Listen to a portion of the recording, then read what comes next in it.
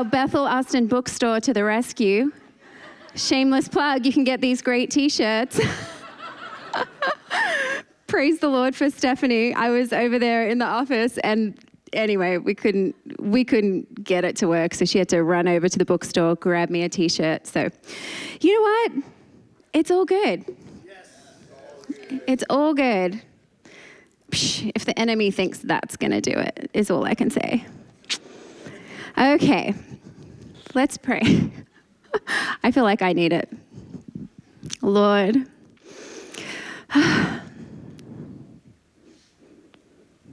Lord, we thank you for this morning. God, we even go as far as to say thank you for resistance. Because if there's no resistance, then we're not doing anything worth fighting against. So God, we count it all joy. We count it all joy. We love you. We exalt you. You are worthy. Help us this morning. In Jesus' name, amen. Whew, amen. Okay. All right. Wow, it's good to see you guys. So many new faces. You look good.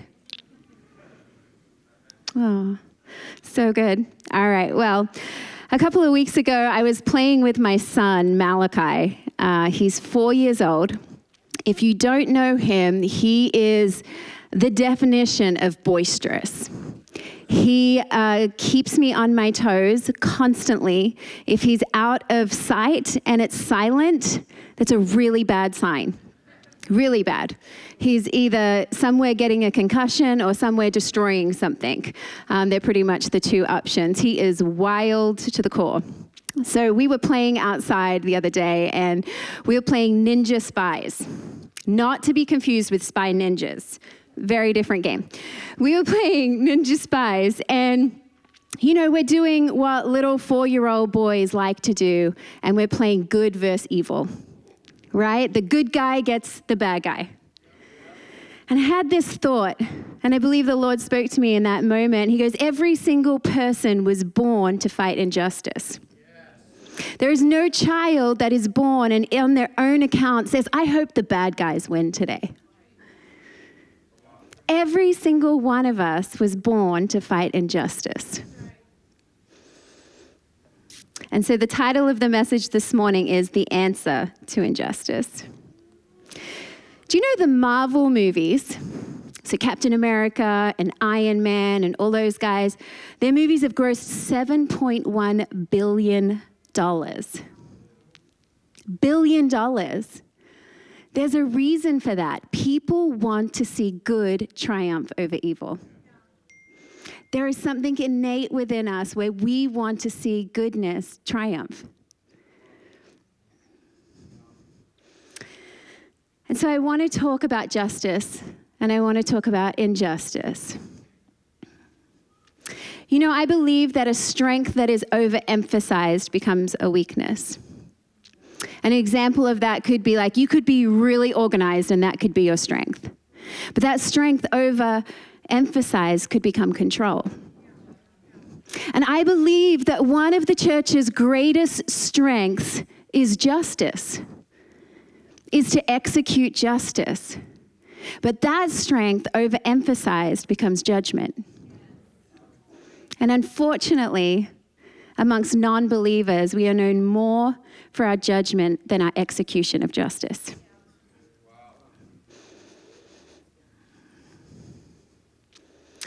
It's why in the Bible, the Lord warns us against judging our brothers and sisters.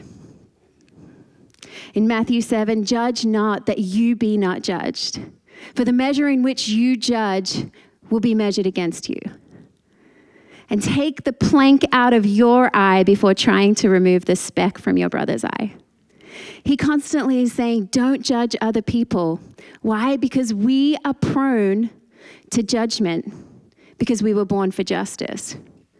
And our justice strength overemphasized becomes judgment. So he's saying, don't judge. Don't judge. Don't let that strength that I have given you become your weakness. See, I think in our day and age, the word justice, it gets thrown around so often. So often. And actually, this generation is one of the most involved generation in social justice issues. You know, we talk about it a lot, but I don't think we often stop to look at what biblical justice looks like. And shocking, I know, but it's very different from our justice. Justice is mentioned in the Bible over 328 times. So it's kind of a big deal. We see it all throughout the Old Testament. Justice in the Hebrew word is mishpat. Turn to your neighbor and say mishpat. Mishpat. Mishpat has two meanings. The first meaning is retributive justice. That's what you and I would know our court system to be, is retributive justice, an eye for an eye. We inflict oftentimes punishment on someone who does something wrong. That's just how the world handles justice. But oftentimes, that word, mishpat, throughout the Bible does not mean retributive justice. It means restorative justice. Restorative justice means extending your hand to the weak and the vulnerable, those who are being taken advantage of, and helping them. It kind of sounds different than our typical thought pattern surrounding justice, right? See, it means more than just a social opinion or throwing money at something and calling it charity. Restorative justice means taking steps to advocate for the vulnerable and changing social structures to prevent injustice. I'm going to tell you a couple of stories this morning. And I have to warn you beforehand, some of them are a little graphic. But I think they're worth hearing. Why should we care about justice or injustice? Simply put, God cares. That's why we should care. God cares. I remember when I was a new believer, I used to read the Message translation. Does anyone else love that translation? Technically a paraphrase, not a translation, but I loved it. It made the Bible come alive to me. And I remember I was reading and I stumbled across Amos 5:24, and this is what God says. He says, "Do you know what I want?" And immediately I was like, I want to know what you want. He says, "Do you know what I want? I want justice, oceans of it. I want mercy, rivers of it. That's what I want. That's all I want. I want justice, oceans of it. And I want mercy, rivers of it." Psalm 89:14 says, "Righteousness and justice are the foundations of your throne. Mercy and truth go before your face." Righteousness and justice are the very foundations of God's throne. Deuteronomy 32:4 says, "He is the rock. His work is perfect, for all his ways are justice." Retributive justice isn't in this. This is restorative justice. All his ways are justice. All his ways are extending his hand to the vulnerable. All his ways are trying to make it so that injustice cannot happen to his children. Because he's way more about restoration than he is about punishment.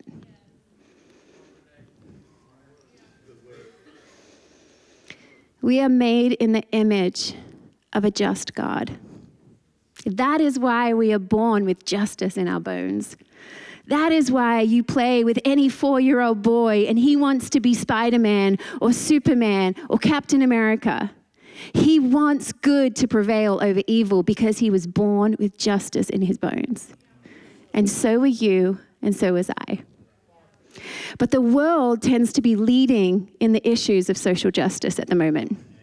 And unfortunately, the church is just making comments on Facebook and not actually doing anything about it. See, we need to be more like Isaiah and say, "Lord, here I am, send me." Where's the injustice? Let me have at it. All throughout the Bible, we have seen God execute justice. And you know the crazy thing to me, I would not do this if I was God, which is probably why it's a good thing I'm not.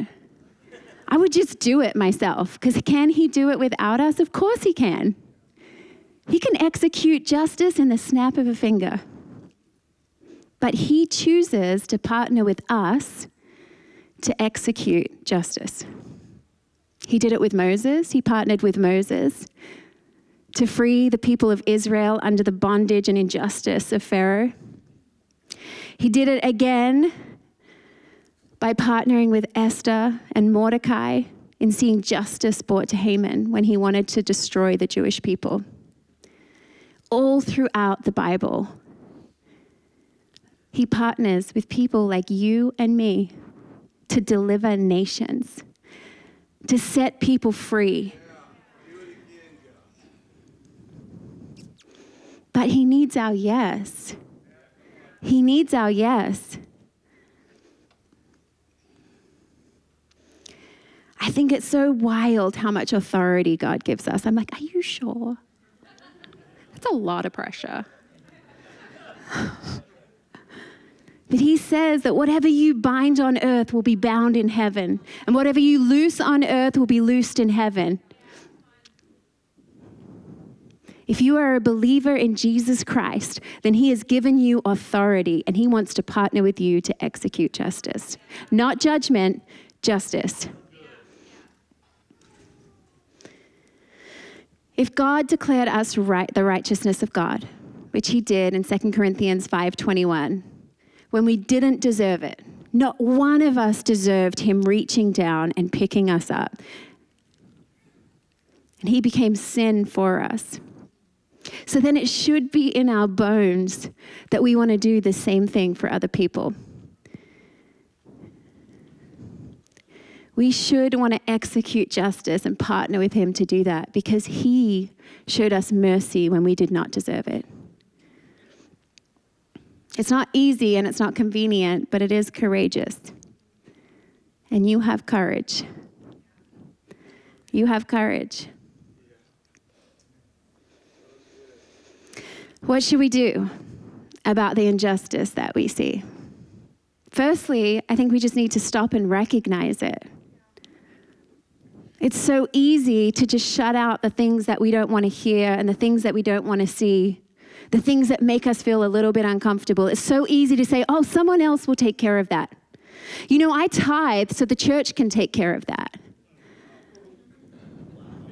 It is so easy for us to choose whether or not we will step into fighting injustice.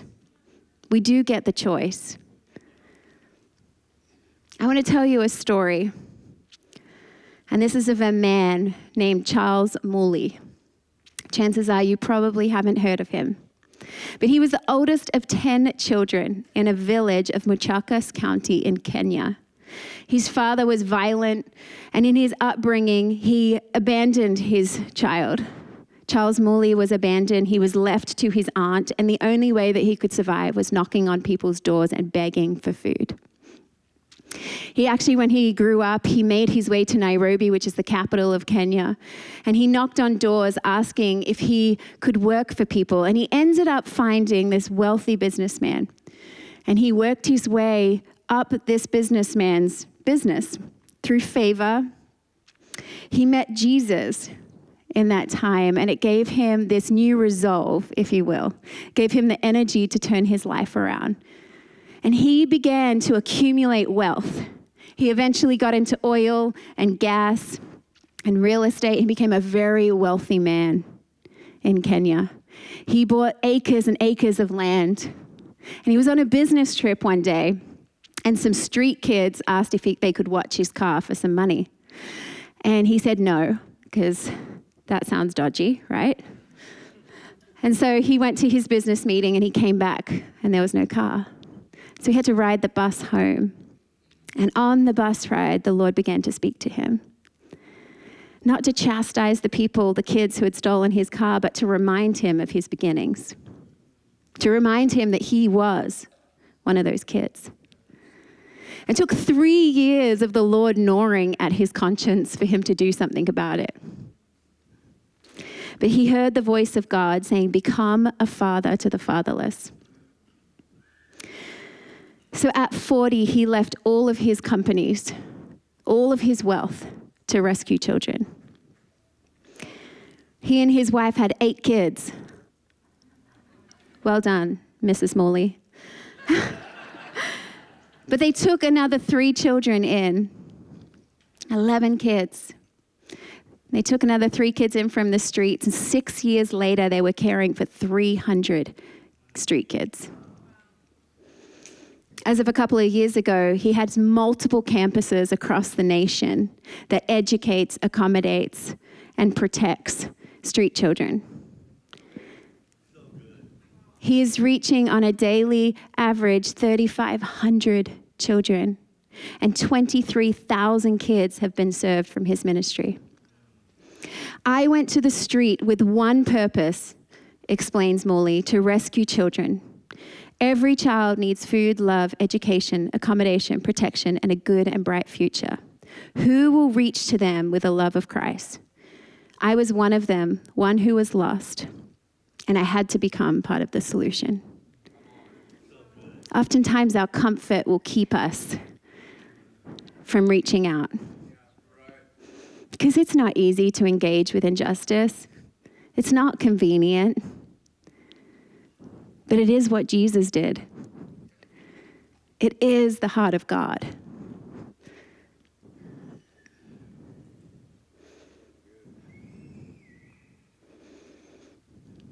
Fighting injustice, it requires action. James 1:22, be doers of the word, not hearers, only deceiving yourselves. If we just hear the word and don't do anything about it, the Bible is saying that we're deceiving ourselves. We're deceiving ourselves by thinking that we're doing something good when we just hear and don't act. James 2:20, faith without works is dead. We have a lot of believers wanting to be commentators and not enough players on the field getting their hands dirty. This generation, there was a survey that said they believe that they are more effective in changing social justice issues online than by actually doing anything about it in reality. 67%. 67% when asked how they fight injustice was like, well, Facebook, Instagram. But can I tell you, that is a facade. What happens if Facebook and Instagram dies one day? What happens if it all goes away? Who then is going to execute justice?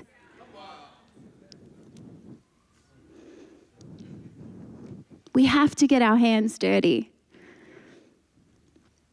Oftentimes, our comfort and place in society has created a numbness to the injustice happening all around us, because it requires something of us.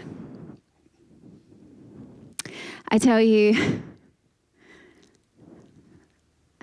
the longer I follow Jesus, the more I believe his words when he says faith, hope, and love remain, but the greatest of these is love. And I tell you, if I never preached a sermon on anything else but love, then I think I'm doing my job. Partaking in justice requires us to love at a greater level. It gives us an invitation to expand our compassion.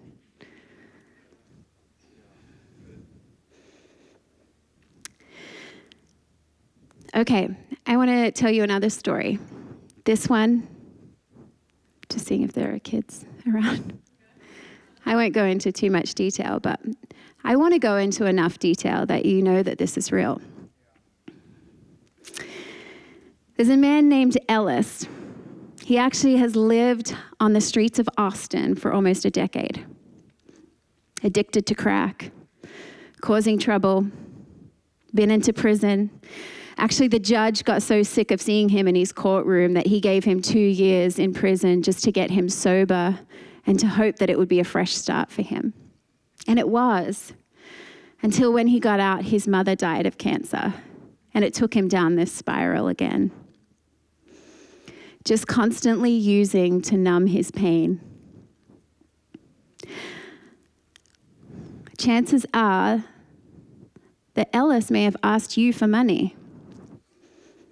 Chances are that you've driven past his tent home here in Austin. This isn't Africa. This is Austin. This is our neighborhood, our city. Chances are you've passed him on an underpass, overpass, underpass, overpass. Chances are we have passed judgment on this man, or at least men and women like him. And that is often where our experience leaves us. But I want to tell you about one day in Ellis's life. When he was 7 years old, I have a son who's 7. Some of you have kids who are 7. So imagine your 7-year-old. When he was 7 years old, he was at home and he was playing with a toaster oven. And he was plugging it in and out of the socket. And a fire started in the kitchen. And he ran and got water and he splashed it on the fire and the fire went out. But it left this big black smoke stain up the wall. And Ellis knew what this meant for him. So he ran up to his bedroom and he hid and he waited, peeling the skin off his cuticles until he bled, holding back tears until he heard his father pull into the gravel driveway that night. And he heard his dad come in the front door and he imagined to himself, he's probably in the kitchen now. He's probably opening the refrigerator and getting out a beer. And right about now, he's seeing the black stain on the wall. Ellis, where are you? And Ellis counted the stairs. 1, 2, 3, all the way up to 14, and he heard his father open his bedroom door. His father was recently retired. He used to be a cook in the military, but he was home a lot now and he would drink a lot. Ellis said he smelled him before he saw him. And his dad said, "Get over here." So he went to his father shaking. "Did you make the mark in the kitchen?" And Ellis replied, "Yes, sir." And Ellis watched as his father grabbed hold of his belt buckle and hooked it from its fastening and began to pull it through, loop by loop by loop, until his grip was on the middle of the belt. Sometimes his father would use the leather part of the belt, which would cause lashings on his back that would sting throughout the night. But sometimes his father would use the buckle end, causing welts that would last for weeks. And on this day, he wore his silver military buckle, heavy with a carved eagle in the middle and adorned frame that hurt all the more. And he went for the buckle side. I will skip the details, except to say that in the end, his back was burning and torn to pieces. 7. Does this make you uncomfortable? It makes me uncomfortable.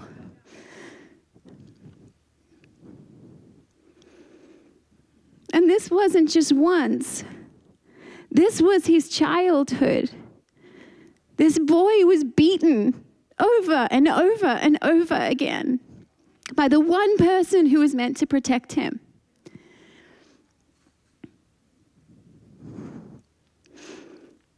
And so do we really blame him when he turns to drugs because all he wants to do is numb the pain?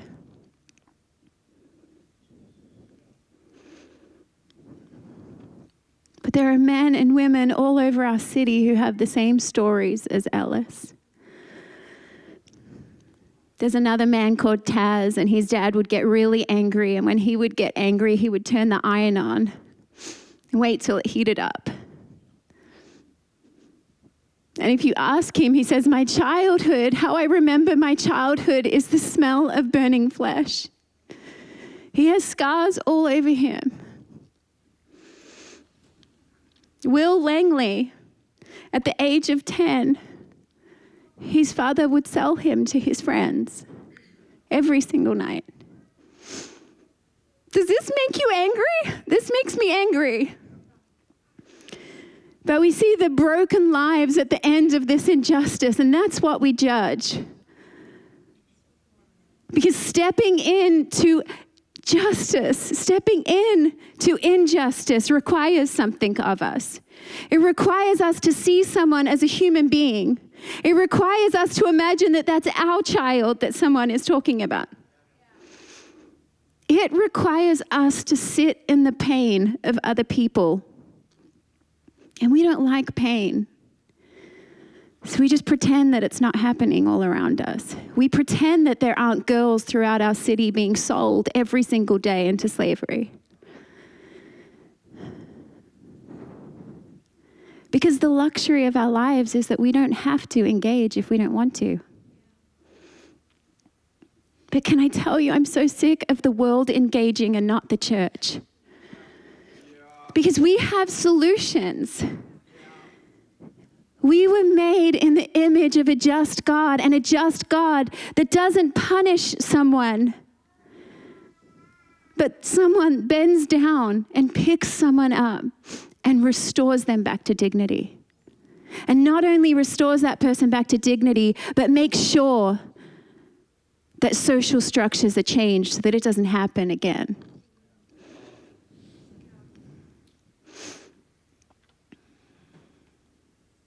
I wonder if we will look differently at the men and women on our streets.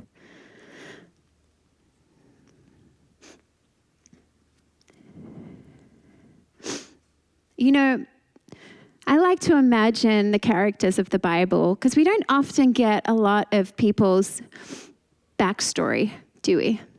We don't often hear, how some of the disciples grew up. But I imagine people like Rahab. And we all know it says in the word that she was a harlot. But what if she was sold into prostitution at a young age? Would we think differently of her? Because we kind of see her as a hero now, don't we? Would we have given her the time of day?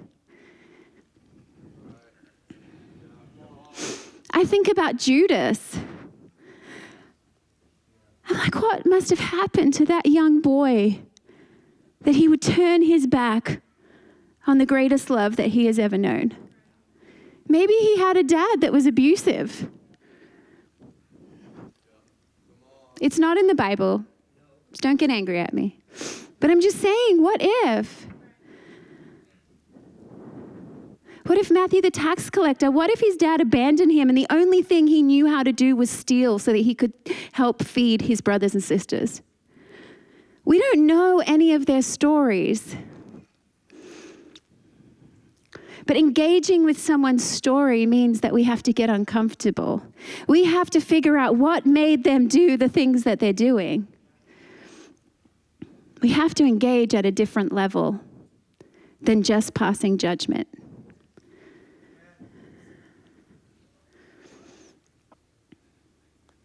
Can I please have a tissue?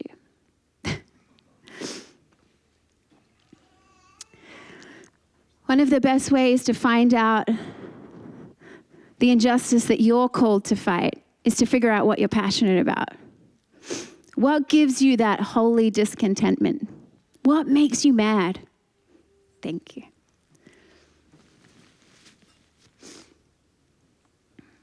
And we can start there. Chris was here the other week and he was talking about vaccinations and he mentioned that he's vaccinated, but he's like, that's not a mountain that I'm going to die on. He's like, I'm neither here nor there. It's not a mountain I'm going to die on. But you know what? Some people are going to die on that mountain. Other people, You want to die on the mountain of reforming our school's education system so that we don't have such radical agendas brainwashing our children. But you know what? It's not enough just to get angry.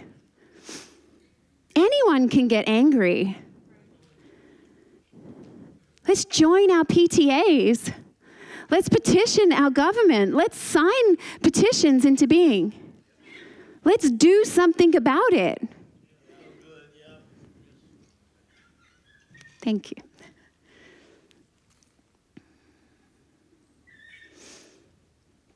And if you don't know where to start, here is a good place. Proverbs 31:9 says, open your mouth, judge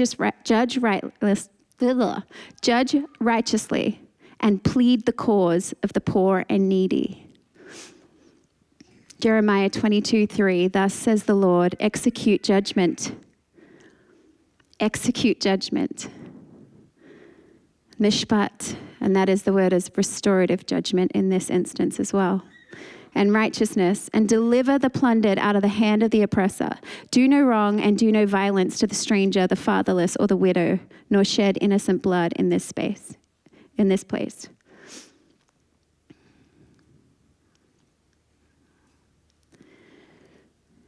We have to get involved, church, because the answer to injustice is you. It's you. And you're going to be wired to fight an injustice that I'm not wired to fight. And I'm going to be wired to fight what maybe you're not wired to fight. And that's the beauty of the body of Christ. You know, Joaquin and I have a heart for ending sex trafficking. But we were praying, and we're very clear on our mission, and that is to help fund people who are doing that. Is that a mountain that we will die on? Yes. And then we ask God, well, what are we meant to do about that? And he says, give. So we give. And other times he tells us to step in to places and to get our hands dirty. And I'm going to do a shameless plug here for Jason and Vanessa Everman.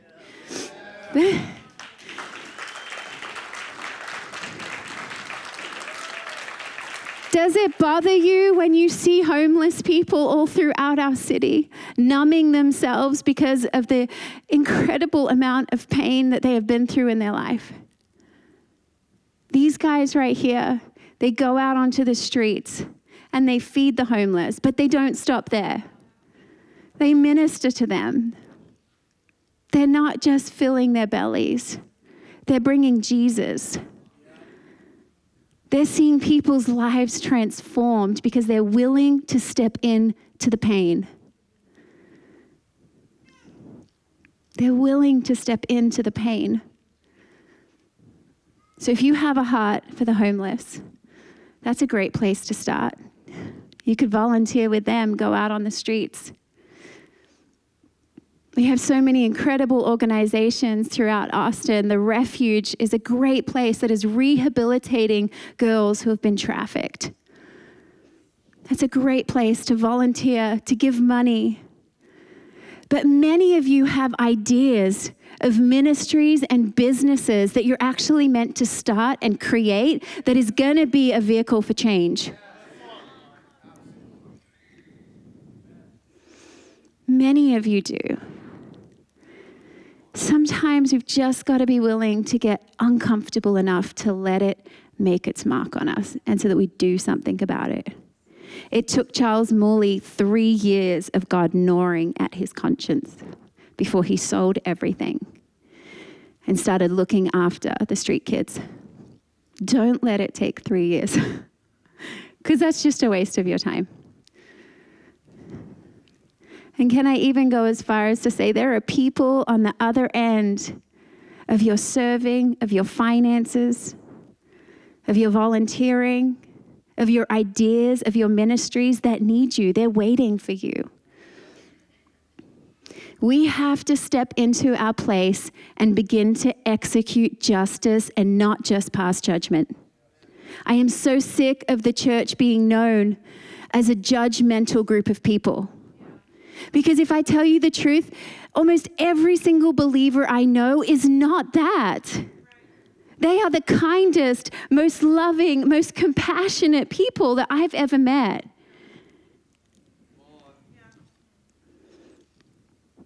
We just got to make the world see that. We got to stop using our strength to execute justice and overemphasize it and cast judgment. We've got to step in. We have to be the solution.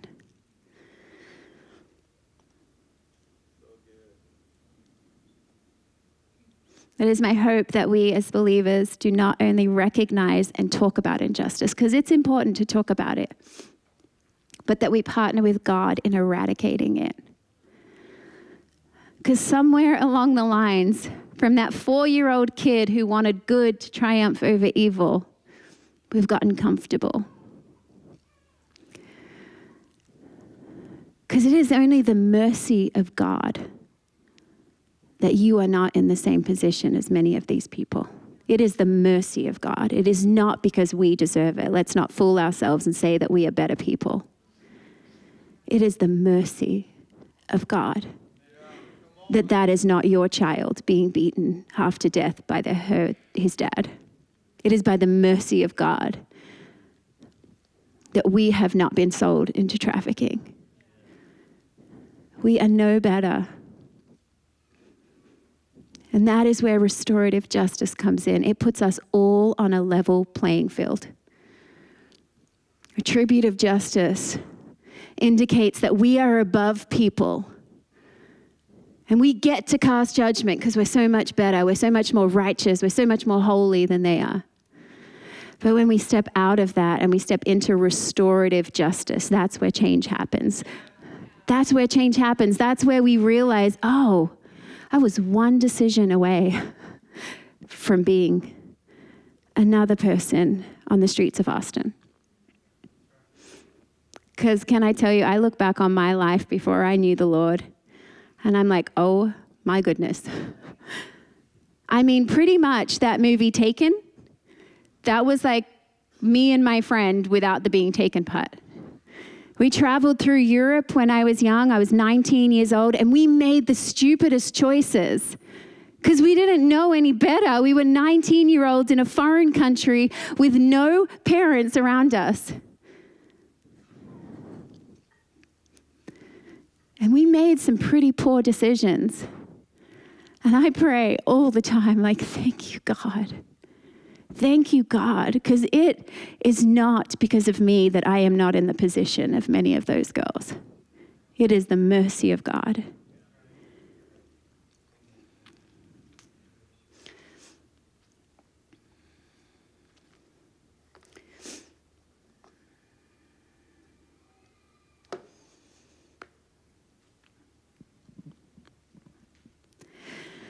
God is so kind to us, isn't he? He's so kind to restore. And that really is his heart, to restore all things. But he needs partners. No, he doesn't need partners. He wants partners. He's waiting for it. And can I tell you, it's good to feel the pain of others. It is good to step into someone else's story. It reminds you that you're not numb to it. It reminds you that there's work to be done. And I tell you, I love laying on the floor in the presence just as much as the next person does.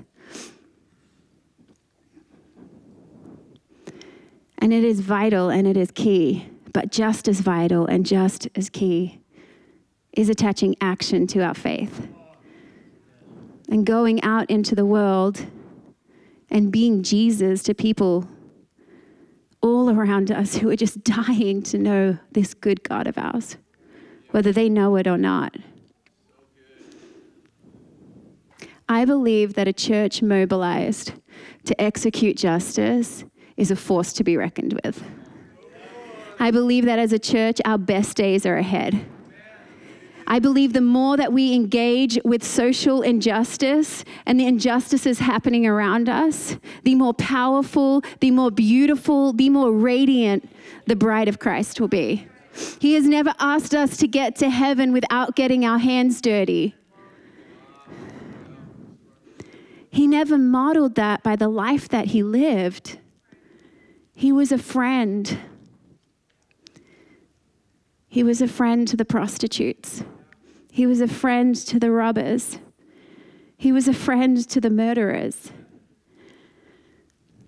But it takes a shift of our mindset of moving out of retributive justice.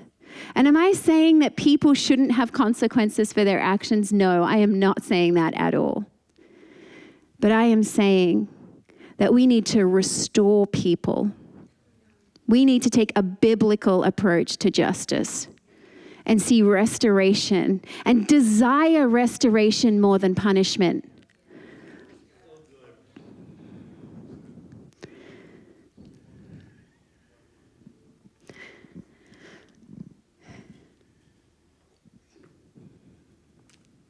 I truly believe that we are the answer.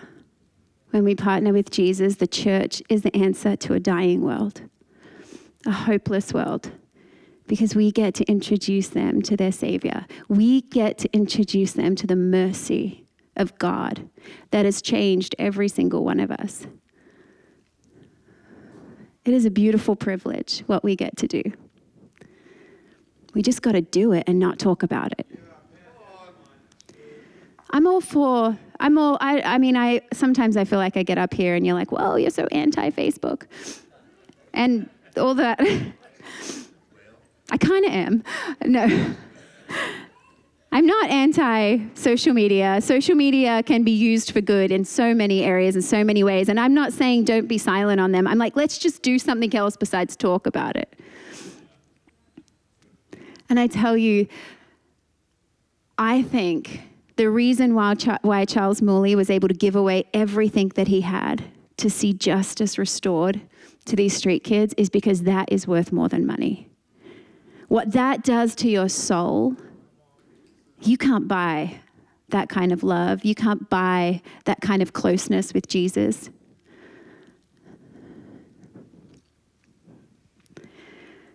We have a city who needs you. They need your creativity. They need your compassion.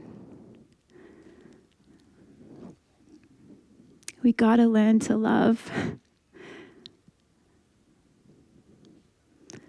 We have to learn to love the people that look different from us, the disadvantaged, the downtrodden, the vulnerable. Because the mercy of God's the only thing that separates us.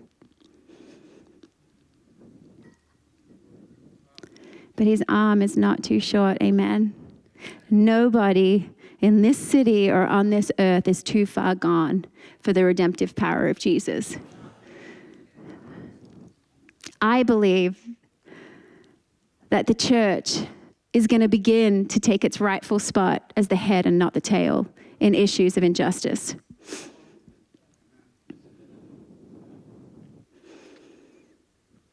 Guys, playing the game, it's so much better than just watching, right?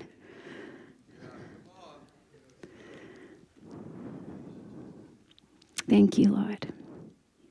Okay, I want to pray for us. And then I'm going to invite the ministry team to come up. And if you need prayer, then I would love for you to come up and receive prayer and ministry. But can we do this? Can we place our hands on our heart? And say, Jesus, expand my capacity to love. And let's put our hands over our eyes and say, Jesus, open our eyes to injustice. And let us be so moved with compassion that we do something about it.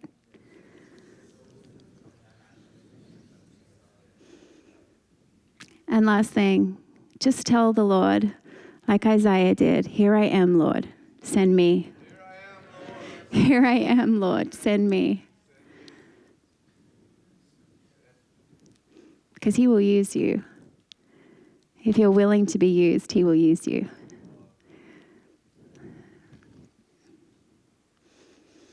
I even feel like prophesying over some of you that you have business ideas that you've been sitting on for a while, and they have an arm of social justice, a social justice component to the business. And I'm not sure who that is, but I believe the Lord says that you are to start that business and not be afraid that you will fail, because lives are at stake on the other end. And sometimes we can get so caught up thinking, oh, it's just platform ministry, it's just church ministry.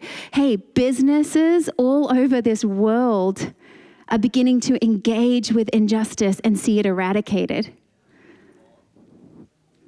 Teachers of schools, we can teach our kids to not turn a blind eye, but to engage. Social media has led us to believe that there's this world that is happening that doesn't require engagement. So let's make a pact this week, huh? Let's step out of our comfort zones and let's engage. Let's engage. Let's be there. Let's love well. Amen? We got this, church. We don't only got this, we were born for this. Amen? Amen.